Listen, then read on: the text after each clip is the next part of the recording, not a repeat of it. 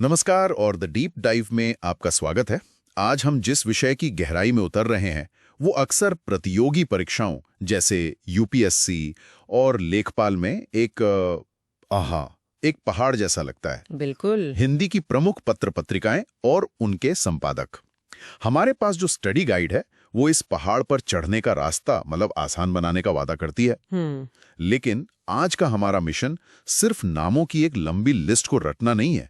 हम ये समझने की कोशिश करेंगे कि ये पत्रिकाएं असल में थी क्या। सही बात है। ये सिर्फ कागज पर छपे शब्द नहीं थे, बल्कि अपने अपने समय के, आप कह सकते हैं, सोशल मीडिया थे। वो मंच जहां असली बहसें छिड़ती थीं। जी, जहां नए विचार जन्म लेते थे और साहित्य की दिशा तय होती थी। हाँ, तो हम इसे साहित्यिक, व्यंग्यात्मक और संस्थागत ऐसी श्रेणियों में तोड़कर देखेंगे ताकि एक पूरी तस्वीर सामने आ सके। बिल्कुल सही कहा। अगर आप इन पत्रिकाओं और इनके संपादकों को समझ गए तो समझ लीजिए आपने उस जमाने की नब्ज पकड़ ली। अच्छा जी। क्या बहसें चल रही थीं, समाज किस दिशा में सोच रहा था, कौन से नए लेखक अपनी पहचान बना रहे थे, ये सब कुछ इन पन्नों में दर्ज है। तो ये ज्ञान सिर्फ परीक्षा पास करने के लिए नहीं है, बल्कि विषय की गहरी समझ के लिए है। बिल्कुल, हिंदी साहित्य और समाज के दिल को समझने के लिए जरूरी है। ठीक है, तो चलिए इसे खोलते हैं। शुरुआत करते हैं कुछ सबसे बड़े और दिग्गज नामों से। जरूर। हमारे स्रोत में हंस, पहल और पाखी जैसी पत्रिकाओं का उल्लेख है। ये नाम तो साहित्य में थोड़ी भी रुचि रखने वालों ने जरूर सुने होंगे। हाँ, ये तो आधुनिक साहित्यिक पत्रकारिता के स्तंभ माने जाते हैं और इनमें भी हर एक का अपना एक अलग अंदाज था। जैसे हंस को लीजिए। हाँ बताइए। जिसके संपादक संजय सहाय हैं। ये पत्रिका प्रेमचंद की विरासत को आगे बढ़ाती है और इसका जोर हमेशा से अच्छी कहानी पर रहा है। ये एक तरह से साहित्य का एक शांत गहरा तालाब है। और पहल के बारे में क्या? उसके संपादक ज्ञान रंजन बताए गए हैं। वहीं ज्ञान रंजन की पहल हमेशा से थोड़ी ज्यादा, आप कह सकती हैं, विद्रोही, थोड़ी ज्यादा राजनीतिक रही है। अच्छा। वो एक उफनती हुई नदी की तरह थी। पहल में छपना किसी भी नए लेखक के लिए एक तमगे जैसा होता था। मतलब एक पहचान मिल जाती थी। हाँ, एक सर्टिफिकेट के आप में दम है। ज्ञान रंजन ने दशकों तक नए और प्रगतिशील लेखकों को एक बहुत जरूरी मंच दिया। इसी सूची में पाखी भी है, प्रेम भारद्वाज की। जी, प्रेम भारद्वाज। और नया ज्ञानोदय, जिसके संपादक लीलाधर मंडलोई है। फिर बया बौरीनाथ की और अंतिम जन दीपक श्री ज्ञान की। ये सब बहुत महत्वपूर्ण नाम है। हमारे स्रोत में इन्हें याद रखने के कुछ मजेदार तरीके भी दिए गए हैं। जैसे हंस के लिए ट्रिक है, हंस सबकी सहायता करता है जिससे संजय सहाय याद रहें। ये तरीके काम करते हैं। या फिर पहल के लिए, किसी भी काम में पहल करने से ज्ञान की प्राप्ति होती है, तो ज्ञान रंजन। ये छोटे छोटे हुक्स काफी काम आ सकते हैं मुझे लगता है। पहल ने एक बार किसी कहानी पर एक ऐसी बहस छेड़ दी थी कि महीनों तक साहित्यिक जगत में चिट्ठियों और दूसरी पत्रिकाओं के जरिए जवाब दर जवाब चलते रहे। वाह, मतलब ये जीवंत संवाद का केंद्र थी। बिल्कुल। तो ये तो हो गई साहित्य की गंभीर बातें। लेकिन क्या उस दौर में कोई समाज पर सीधी टिप्पणी भी कर रहा था? मतलब हंसते हंसते चोट करने वाला व्यंग। हाँ, बिल्कुल। हमारे स्रोत में व्यंग्य यात्रा और अट्टहास जैसे नाम है। जी, साहित्य सिर्फ आत्ममंथन नहीं करता, वो समाज का एक्सरे भी करता है और व्यंग्य इसका सबसे धारदार औजार है। सही।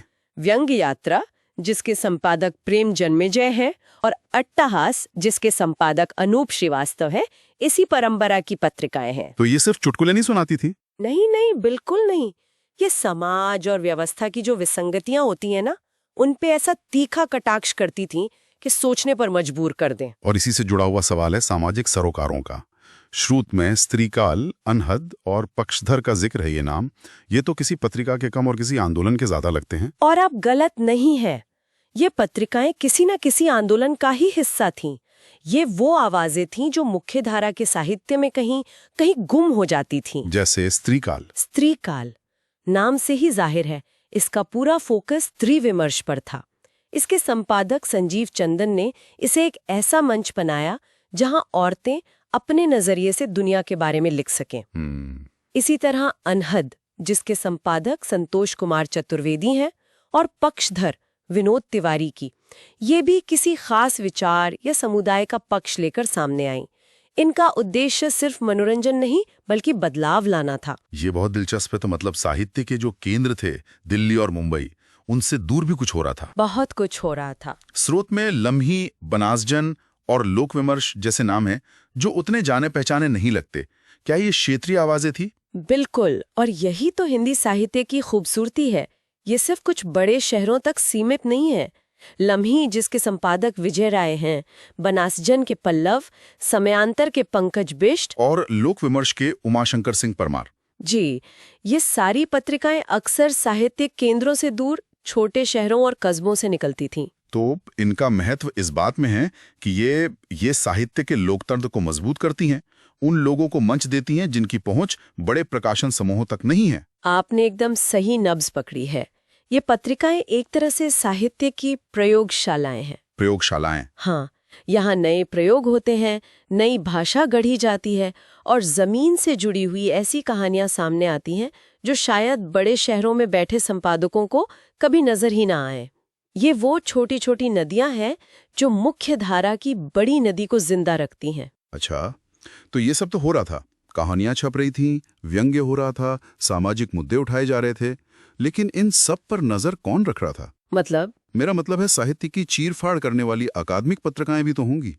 स्रोत में शोध, ऋतु और समालोचन जैसे नाम हैं। हाँ बिल्कुल, हर समाज में रचनाकारों के साथ साथ आलोचक और अध्येता भी होते हैं।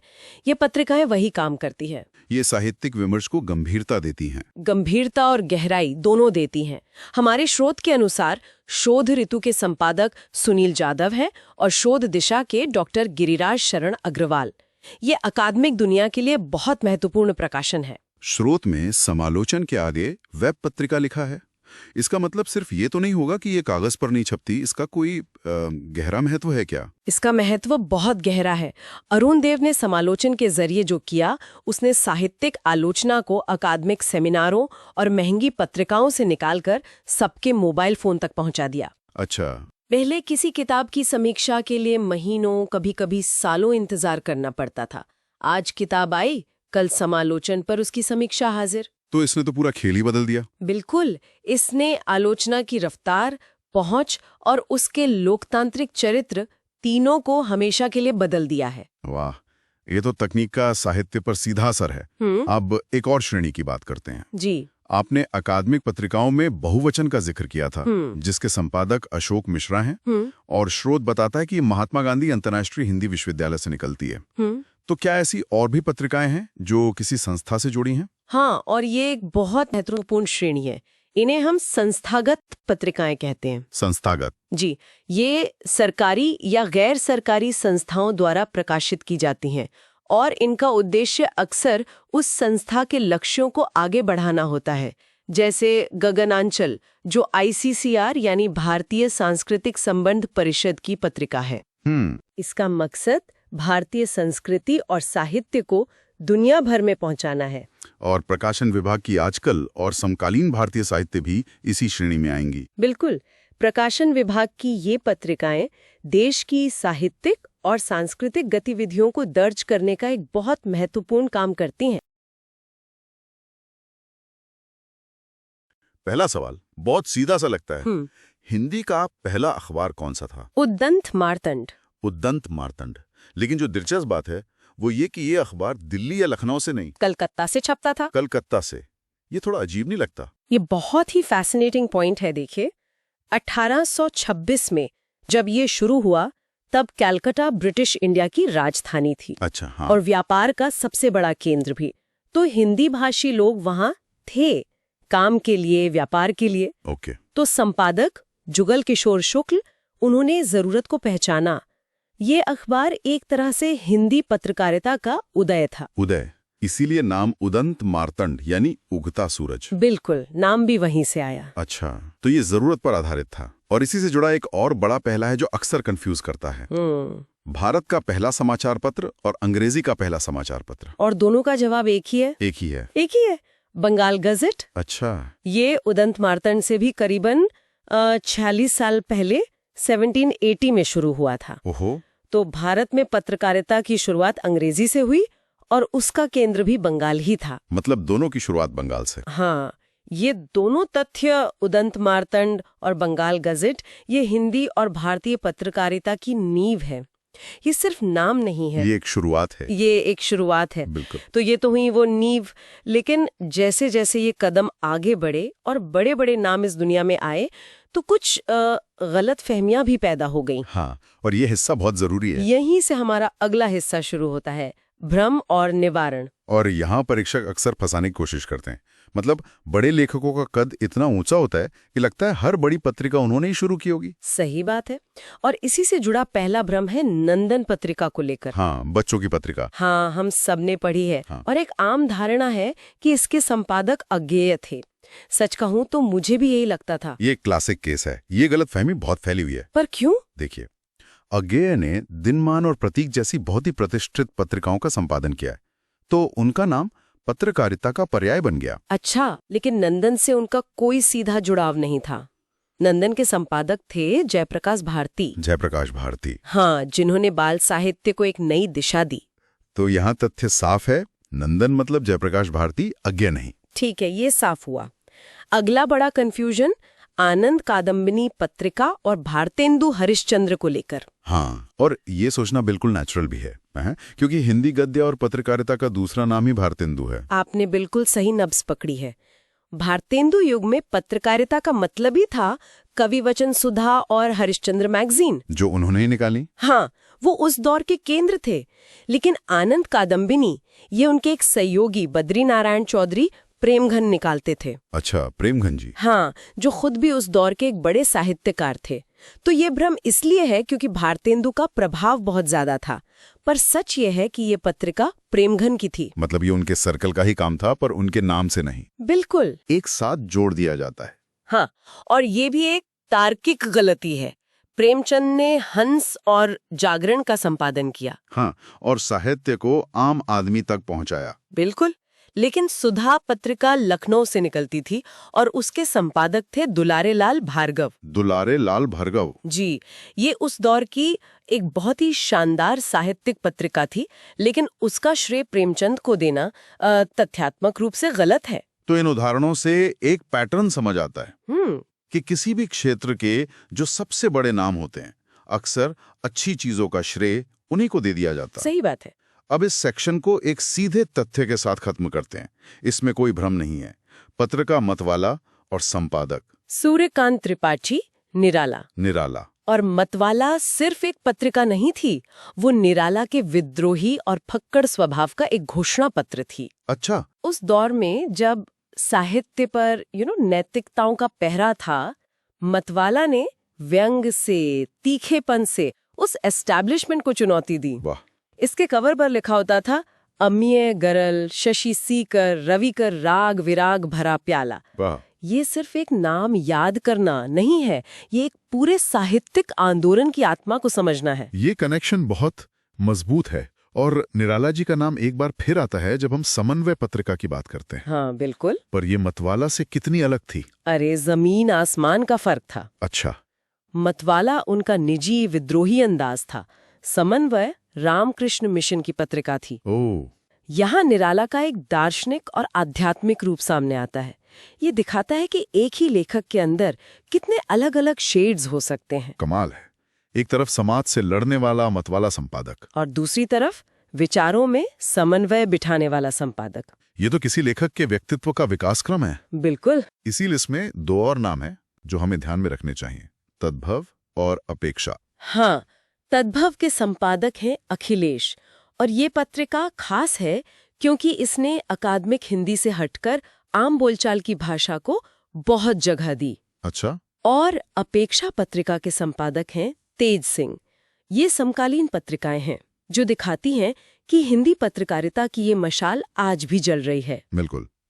हमने कुछ बड़े और ऐतिहासिक नामों की बात की, उनकी कहानियों को समझा, लेकिन साहित्यिक दुनिया तो लगातार नए नामों से गुलजार रहती है। तो कुछ और जरूरी पत्रिकाएं भी हैं। चलिए उन पर एक तेज नजर डालते हैं, एक रैपिड फायर जैसा। बिल्कुल, हो जाए। लेकिन हर नाम के पीछे एक दुनिया है। जैसे दस्तावेज, जिसके संपादक हैं विश्वनाथ प्रसाद तिवारी। दस्तावेज ये पत्रिका आलोचना और समीक्षा के लिए जानी जाती है। मतलब ये सिर्फ कहानियां नहीं छापती, बल्कि साहित्य को कसौटी पर कसने का काम करती है। अच्छा, तो ये साहित्य की क्वालिटी चेक करने वाली पत्रिका है एक तरह से, कह सकते हैं। अगला नाम है साखी, इसके संपादक हैं सदानंद शाही। और साखी का मतलब होता है गवाह। जी। तो ये पत्रिका अपने समय की साहित्यिक और सामाजिक सच्चाइयों की गवाही देती है। इसी तरह इंदौर से निकलने वाली एक बहुत पुरानी और प्रतिष्ठित पत्रिका है वीणा। संपादक है राकेश शर्मा। ठीक है, चलिए कुछ और नामों को इसी तरह देखते हैं। सृजन सरोकार, गोपाल रंजन, उर्वशी, डॉक्टर राजेश श्रीवास्तव, नया पथ, मुरली मनोहर प्रसाद सिंह और कथाबिंब, मुरलीधर पांडे। यहाँ नया पथ और कथाबिंब के संपादकों के नामों में मुरली का आना एक संयोग है। हाँ, पर याद रखने में मदद कर सकता है। बिल्कुल। और एक नाम और है माटी। संपादक है हरे प्रकाश उपाध्याय। माटी नाम ही बता देता है कि पत्रिका का जुड़ाव जमीन से, लोक से होगा। हर पत्रिका की एक खास पहचान होती है। ये बात सही है। सिर्फ नाम रटने के बजाय अगर हम उनकी पहचान से उन्हें जोड़ें तो याद रखना ज्यादा आसान हो जाता है। बिल्कुल। अब हम अपनी चर्चा के आखिरी और बेहद दिलचस्प हिस्से पर आते हैं, संस्थागत पत्रकारिता। यानी जब कोई व्यक्ति नहीं बल्कि एक बड़ी संस्था पत्रिका निकालती है। और ये एक बहुत जरूरी बदलाव है। इससे पत्रकारिता को एक स्थायित्व मिलता है, एक खास एजेंडा मिलता है। मतलब संस्था का मकसद ही पत्रिका का मकसद बन जाता है। एग्जैक्टली। इसका सबसे बड़ा उदाहरण है केंद्रीय हिंदी निदेशालय। ये कौन सी पत्रिकाएं निकालता है? ये 2 प्रमुख पत्रिकाएं निकालता है, भाषा और वार्षिकी। भाषा और वार्षिकी। हाँ, नाम से ही जाहिर है। भाषा पत्रिका भाषा विज्ञान, व्याकरण और हिंदी के तकनीकी पहलुओं पर केंद्रित होती है, और वार्षिकी साल भर की साहित्यिक गतिविधियों का लेखा-जोखा होती है। ये पूरी तरह से अकादमिक काम है। ठीक है। अगली संस्था है कोलकाता की भारतीय भाषा परिषद। इनकी पत्रिका का नाम बहुत काव्यात्मक लगता है, वागर्थ। वागर्थ ये कालिदास के रघुवंशम से लिया गया शब्द है। अच्छा। जिसका मतलब है वाणी और उसका अर्थ। ये नाम ही पत्रिका की साहित्यिक गंभीरता को बताता है। ये दिखाता है कि ये परिषद भाषा और साहित्य के गहरे विश्लेषण पर ध्यान केंद्रित करती है। बिल्कुल। अब आते हैं संस्कृति मंत्रालय पर। इनकी पत्रिका का नाम बहुत सीधा है, संस्कृति। हाँ, और यहाँ कोई कंफ्यूजन नहीं होना चाहिए। संस्कृति मंत्रालय की पत्रिका जाहिर तौर पर कला, विरासत, पुरातत्व और भारतीय संस्कृति के विभिन्न पहलुओं पर ही बात करेगी। बिल्कुल। एजेंडा साफ है, देश की सांस्कृतिक धरोहर को प्रमोट करना। इसी तरह प्रकाशन विभाग भी 2 बड़ी पत्रिकाएं निकालता है। आजकल और समकालीन भारतीय साहित्य। इनके बारे में कुछ बताइए। देखिए, आजकल एक बहुत पुरानी और प्रतिष्ठित पत्रिका है जो साहित्य के साथ साथ सामयिक विषयों को भी कवर करती है। अच्छा। वहीं समकालीन भारतीय साहित्य का फोकस पूरे भारत की अलग अलग भाषाओं के साहित्य को हिंदी पाठकों तक पहुंचाना है, एक तरह का साहित्यिक पुर बनाने का काम। और इस लिस्ट में आखिरी नाम है महात्मा गांधी अंतर्राष्ट्रीय हिंदी विश्वविद्यालय, वर्धा की पत्रिका बहुवचन। और विश्वविद्यालय से निकलने वाली पत्रिका का बहुवचन नाम रखना ये बहुत ही सार्थक है। कैसे? ये अकादमिक जगत के बहुआयामी दृष्टिकोण को दिखाता है। मतलब विभिन्न विचारों, बहसों और शोध को एक साथ जगह देना। ये एक वचन यानी किसी एक विचारधारा का नहीं, बिल्कुल, बल्कि बहुवचन यानी अनेक विचारों का मंच है। बिल्कुल। तो चलिए आज की इस कहानी को समेटते हैं। हमने उदंत मार्तंड के पहले कदम से यात्रा शुरू की। फिर हमने नंदन और सुधा जैसे कुछ आम भ्रमों के पीछे की वजह को समझा। हाँ। हमने निराला के मतवाला अंदाज और समन्वय वाले रूप को भी देखा। और आखिर में हम केंद्रीय हिंदी निदेशालय से लेकर विश्वविद्यालयों तक पहुंचे, जहां पत्रकारिता एक संस्थागत रूप ले लेती है। बिल्कुल। आज की हमारी चर्चा तथ्यों और नामों के इर्द गिर्द रही, जो परीक्षा के लिए बेहद जरूरी हैं। हाँ। पर हमने ये नहीं सोचा कि इन पत्रिकाओं के पन्नों के अंदर क्या था। ये सोचने वाली बात है। मतवाला ने अपने समय के युवाओं को कैसे प्रभावित किया होगा, या वागर्थ में किस तरह की साहित्यिक बहसें होती थीं। सिर्फ नाम याद रखने से आगे बढ़कर जब हम इन पत्रिकाओं के प्रभाव और समाज को बदलने में उनकी भूमिका के बारे में सोचते, तब हमारा ज्ञान सिर्फ परीक्षा पास करने का साधन नहीं रहता, बल्कि सच में गहरा हो जाता है। बिल्कुल।